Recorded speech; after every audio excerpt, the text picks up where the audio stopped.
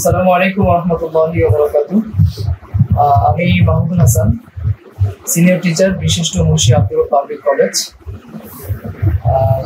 আমি বিগত 27 জুলাই রোজ শনিবার আমার ছোট বাচ্চা আহমদ আব্দুল্লাহ, ওকে ডাক্তার দেখানোর জন্য ইসলামী ব্যাংক হাসপাতাল মতিঝিলের ভবন নং 5 ডাক্তার মাহমুদ হোসেন, শিশু বিশেষজ্ঞ ডাক্তার মাহমুদ হোসেন স্যারকে দেখাতে যাই এবং সেখানে ডাক্তার দেখিয়ে বের হবার পরক্ষণেই সকাল 11:05 দিকে অজ্ঞাতনামা কিছু লোক আমাকে জোর করে একটি সাদা রঙের মাইক্রোবাসে তুলে ফেলে এবং তারা যেটা বলে যে আমাকে স্যার আপনার সাথে কথা বলে আপনাকে ছেড়ে দেওয়া হবে। তো এরপরে তারা আমাকে সরাসরি নিয়ে যায় ডিবি অফিসের সিটিটিসি, যেটা কাউন্টার টেররিজম, সেইটার অফিসে নিয়ে যায়। তো নিয়ে তারা আমাকে দিনভর সন্ধ্যা পর্যন্ত আমাকে জিজ্ঞাসাবাদ করে। বিভিন্ন রকম সন্দেহমূলক ভাবে আমি ঢাকা বিশ্ববিদ্যালয়ে পড়েছি, তারা তাদের বক্তব্য, আমি আন্দোলন চলাকালীন সময় কোথায় ছিলাম, আমি কোথায় ভাঙচুর করেছি বা আমি কি করেছি, এগুলো তারা আমাকে জিজ্ঞাসাবাদ করতে থাকে। আমি তাদেরকে সুস্পষ্টভাবে জানিয়েছি যে আমি আসলে বাসায় ছিলাম, আমার প্রাতিষ্ঠানিক নির্দেশনা অনুযায়ী আমি পূর্বের বাসাতে ছিলাম, কিন্তু তারপরেও তারা সন্দেহজনকভাবে তারা আমাকে বিভিন্ন রকমের টর্চার করে। এবং যখন জানতে পারে যে আমার ছোট 2 ভাই ঢাকা বিশ্ববিদ্যালয়ের শিক্ষার্থী, তখন তারা ব্যাপারটাকে আরো সিরিয়াসলি নেগেটিভ ভাবে নেয়। যেহেতু আমিও নিজে ঢাকা বিশ্ববিদ্যালয়ের স্টুডেন্ট ছিলাম, আমার ছোট ভাইরাও বিশ্ববিদ্যালয়ের রানিং স্টুডেন্ট, তারা ভেবেছে হয়তো আন্দোলনের সাথে জ্বালাও পোড়াও বা সহিংসতার সাথে আমাদের সম্পর্ক আছে। তো এইসব কারণে তারা আমাকে তখন দিনভরই বিভিন্নভাবে মানসিকভাবে এবং শারীরিকভাবে আমাকে টর্চার করতে থাকে।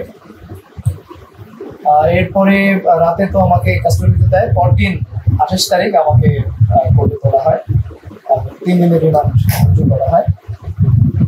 তো তখন 3 দিনের রিমান্ডও আমাকে ওই সিটিটিসিতে রাখা হয় এবং 3 দিনের রিমান্ড শেষে আমাকে কেন্দ্রীয় কারাগারে প্রেরণ করা হয়। তো কেন্দ্রীয় কারাগারের সেখানে আমরা হাজার হাজার মানুষ সেখানে আমরা ছিলাম। তো কেন্দ্রীয় কারাগারে থাকতেই গত পরশুদিন, অর্থাৎ গত 5 তারিখ বিকেল 4টার দিকে আমরা আলহামদুলিল্লাহ এই স্বৈরাচার পতনের সংবাদ আমরা শুনতে পাই।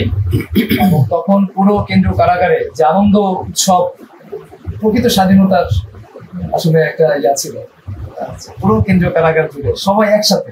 আপনি কি ফাইন্ড করতে পারছেন, চিহ্নিত করতে পারছেন ডিবিতে আপনাকে কে নির্যাতন করেছে? আমরা শুনেছি আপনাকে অনেক নির্যাতন করেছে, নানান ধরনের, মানে শারীরিকভাবে, কঠিনভাবে। এটা কারা করছে, কিভাবে, বা কোনো কথা বক্তব্য স্পষ্ট করে বুঝতে পেরেছেন যে কারা, কিভাবে?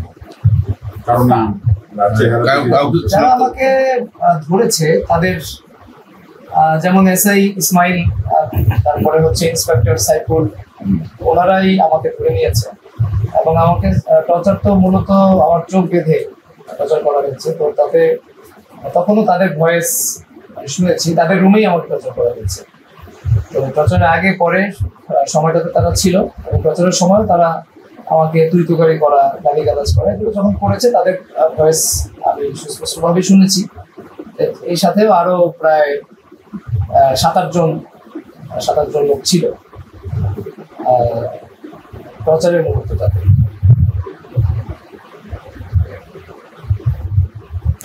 কতক্ষণ পর্যন্ত আপনাকে টর্চার করা হয়েছে? টর্চার আমাকে তো 11:05 ধরে 11:30টার মধ্যে মোটামুটি নিয়ে যাওয়া হয় অফিসে।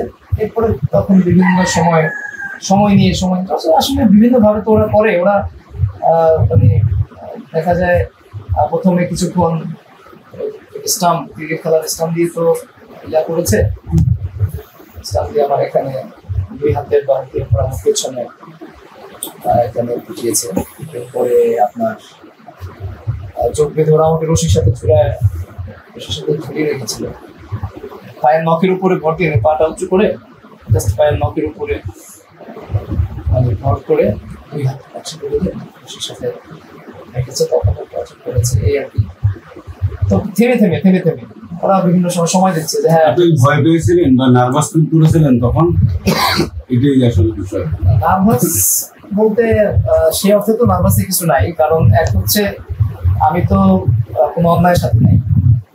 এটা আমি জানি সুস্পষ্টভাবে যে আমার উপর জুলুম হচ্ছে। তো আমি আল্লাহকে ডাকতেছিলাম। আর টর্চার, আমার বিশ্বাস ছিল যে টর্চার হয়তো যা করতেছে, এখন যেহেতু আমি কোনো অন্যায়ের সাথে নাই, আমি কোনো অপকর্মের সাথে আমার সম্পর্ক নাই, দূরতম সম্পর্ক নাই, তো সো আমার বিশ্বাস ছিল যে ইনশাল্লাহ আল্লাহ তালা এ থেকে আমাকে মুক্তি দিবেন, শুধু আমাকেই না এবং এই ঘটনাকে কেন্দ্র করে আল্লাহ তালা পুরো জাতিকে ইনশাল্লাহ মুক্তি দিবেন, সে আশা ছিল। সর্বশেষ কি বক্তব্য আপনার? সর্বশেষ বক্তব্য, আলহামদুলিল্লাহ, আল্লাহর হাজার শুকরিয়া। আপনি অবাক হবেন যে আমরা যখন গত পরশুদিন যখন সংবাদটা শুনতে পেরেছি যে স্বৈরাচারের পতন হলো, আমরা বিকাল 4:10 দিকে আমরা সংবাদটা শুনতে পেরেছি। কিন্তু তখন তো জেলখানাটা আসলে সংবাদ মানে অথেন্টিক কোনো সোর্স না, ওখানে শুধু ভাষা কথা শোনা যায়।